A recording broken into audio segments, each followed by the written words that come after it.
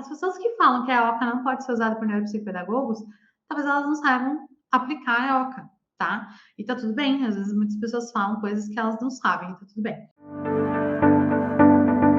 Seja muito bem-vindo, seja muito bem-vinda ao nosso Neuropepeação de hoje.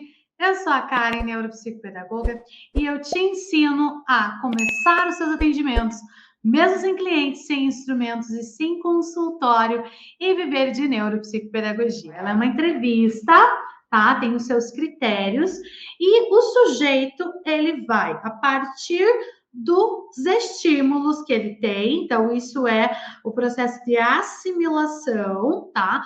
É receber estímulos, ele vai construir um produto, tá? Essa é a finalidade da EOCA. E a gente vai identificar a partir dessa produção, dessa construção desse produto, como que esse sujeito se relaciona com o processo de aprendizagem. Então, é bem interessante, né, a EOCA. Então, ela é essa entrevista onde você tem lá vários materiais previamente selecionados, prévia e criteriosamente selecionados, né, pelo profissional, para que de maneira experimental, lúdica, o paciente ele tenha contato com aqueles objetos e ele possa produzir algo que nos mostre o que ele aprendeu, o que ele sabe, o que ele conhece, porque a gente vai partir ali do paciente, né, das experiências dele, do que ele conhece, do que ele sabe, para a gente descobrir como que ele se relaciona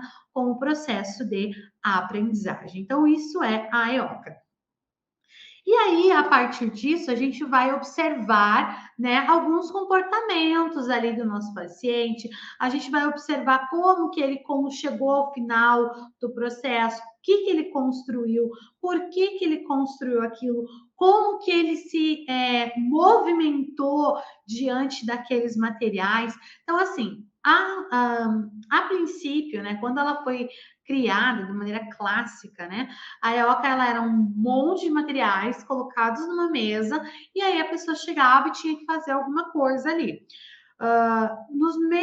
Nas minhas práticas, eu percebi que hoje a gente precisa, muitas coisas a gente precisa adaptar para a nossa realidade de hoje. Hoje as crianças elas não querem pegar o que está na mesa, mas quando você coloca, né, sempre peguei esses materiais, colocava dentro de uma caixa de plástico, né, transparente. Por quê? Porque aguçava a curiosidade delas saberem o que tinha dentro da caixa. E elas tinham muito mais curiosidade e muito mais estímulo para abrir a tampa e tirando todas as coisas ali para experimentar aqueles materiais, tá? Então, você pode tanto trazer ela planificada, né, na mesa, numa mesa no chão, num tatame. Já coloquei ela em tatame também, tá?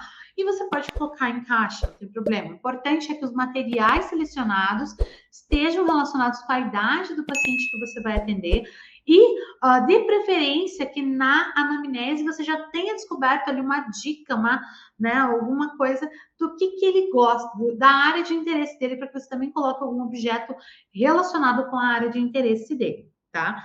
Mas, além disso, né, o que a gente tem aqui na EOCA? No final, a gente vai analisar todos esses comportamentos, como que foi o produto. E por que eu falo, né? Muita gente fala assim, não pode usar a EOCA porque não está na base neuropsicopedagógica.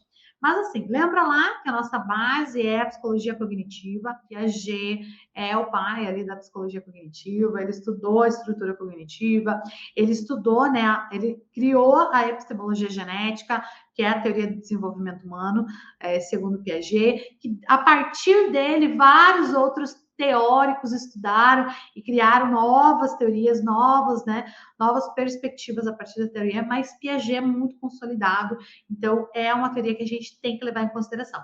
E aí o que acontece? As pessoas que falam que a EOCA não pode ser usada por neuropsicopedagogos, talvez elas não saibam aplicar a EOCA, tá? E tá tudo bem, às vezes muitas pessoas falam coisas que elas não sabem, tá tudo bem. Mas assim, ó, a EOCA, então, ela é centrada na aprendizagem. Lembra que a neuropsicopedagogia é focada na aprendizagem? Então, check aí, a EOCA pode ser utilizada. Aí a gente cai na teoria de Piaget. O resultado da EOCA, né, A modalidade, ela vem aqui, ó, no finalzinho da entrevista, ó. Esse aqui é uma observação, um relatório de observação do profissional. Não é para perguntar essas coisas para a criança, é para observar. Ele vem aqui, ó, modalidade de aprendizagem de acordo com as características da teoria de Piaget. E a gente finaliza a EOCA entendendo se o nosso paciente, ele teve um desenvolvimento ali, um relacionamento com aqueles instrumentos, com aquela avaliação naquela entrevista. Hipoassimilativa, hiperassimilativa, hipoacomodativa, hiperacomodativa. Hipo é pouco, hiper é muito. Então, ali a gente vê em quais desses critérios o paciente se adequou, como ele percebe aqueles estímulos à sua volta para produzir o produto final. Então, assim, quando a gente não conhece a teoria de Piaget, a gente não consegue aplicar a EOCA de maneira eficaz. Então, a teoria de Piaget é muito importante, porque esses conceitos de assimilação e acomodação, a gente aprende na teoria de Piaget, dentro da epistemologia genética, lá na parte do processo de equilibração, que é como o ser humano acomoda, assimila os novos conhecimentos e coloca lá na sua estrutura cognitiva.